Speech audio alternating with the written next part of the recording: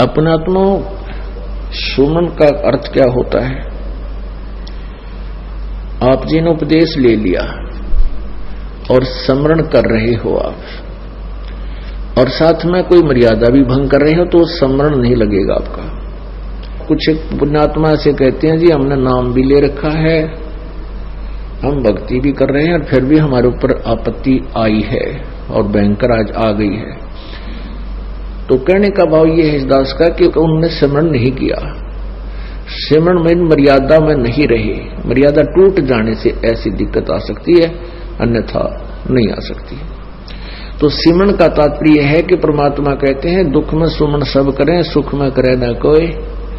आप दुखी हो, आपको राहत मिली, सुखी हुए, कुछ दिनों के बाद आप इतने भूल जाते हो सत्संग के अभाव से, और फिर गलतियां प्रारंभ कर देते हो। लोक लाज में आके, लोक लाज में आके गुरुजी के द्वारा दिए गए आदेश की अवहेलना कर देते हो, उल्लंघन कर देते हो, मर्यादा तोड़ देते हो, तो काल का दाव लग जाता है।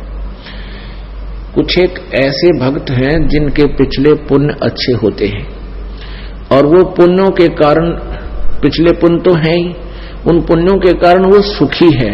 जिस इस नकली लोक में जिसको हम सुख मानते हैं वो संसारिक दृष्टि से सुखी है और उसने उपदेश भी ले लिया है। और एक ऐसा प्राणी है जिसके पूर्व जन्म के पुण्य गणे नहीं है, उस पर आपत्ति आ गई है। परमात्मा कबीर जी की शरण में यहां आ गया है, आने से उसने नाम लेने से लाभ शुरू हो गया है। तो कुछ दिनों के बाद उसको दुख आने बंद हो जाएंगे क्योंकि पुण्य बढ़ जाएंगे, पाप समाप्त कर देता है परमात्मा।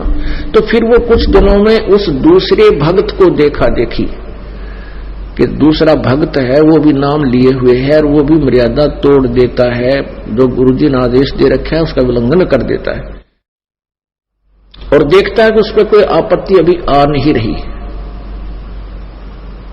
उसको देखकर वो स्वयं भी विचलित होकर के कोई मर्यादा भंग कर देता है। तो ऐसे फिर आपत्तियां फिर प्रारंभ हो जाती है। जिस व्यक्ति ने उपदेश भी ले रखा है और नाम भी खंडित कर दिया तो उस पर अब मंत्र उसका है नहीं उसके पास, इस नाम की कमाई बिल्कुल नहीं है। जिसने बीड़ी पी ली, शराब पी ली, मांस खा लिया या कोई आन उपासना कर ली या लोक लाज में आके परमात्मा वाले नियम से वो वंचित हो गया, तो उसकी भक्ति नहीं चल रही, उसके पिछले पुण्य चल रहे हैं। और वो सत्संग भी आ जाता है, नहीं भी आता है, बीड़ी भी पीता है, एक आदमी में गुट्टी भी ला लेता है, और वो फिर भी कहता मैं संत रामपाल का शिष्य हूं। वो कह रहा है पर वो दास का शिष्य नहीं है। हाँ, उसके साथ क्या बनेगी? फिर एक ही दम इतनी आपत्ति आवेगी जब उसके पुण्य समाप्त हो जाएंगे, वो बक्कल उतरेगा और फिर वो व्यक्ति आकर के कहेगा कि मैंने तो नाम ले रखा था जी, हमारे घर पे भी ऐसी आपत्ति आ गई।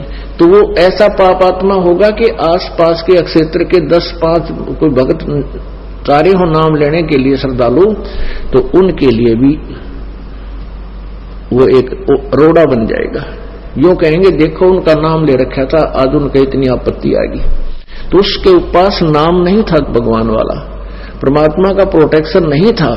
जब लग हंसा हमरी आना और काल लगे नहीं तेरा बाण। जब तक हम परमात्मा की मर्यादा में रहेंगे, आन माने मर्यादा, तब तक काल का अटैक हमारे पर नहीं होगा। तो इस प्रकार हमने परमात्मा की भक्ति के साथ साथ मर्यादा की भी आवश्यकता पड़ती है। जैसे हमने खेत में बीज दिया, समार भी दिया, बीज भी डाल दिया, डोल बनाई नहीं, उसकी डोली नहीं बनाई, उसके चारों तरफ मेड़ नहीं बनाई, डोला नहीं बनाया, तो पानी डालेंगे वो भी इधर उधर बिखर जाएगा, खाद डालेंगे वो भी इधर उधर बिखर जाएगा, तो फसल नहीं तैयार होगी। तो मर्यादा एक डोल बनेगी और ये अति आवश्यक है। इसमें परमात्मा की भक्ति को रोकने के लिए, इसको परिपक्व करने के लिए।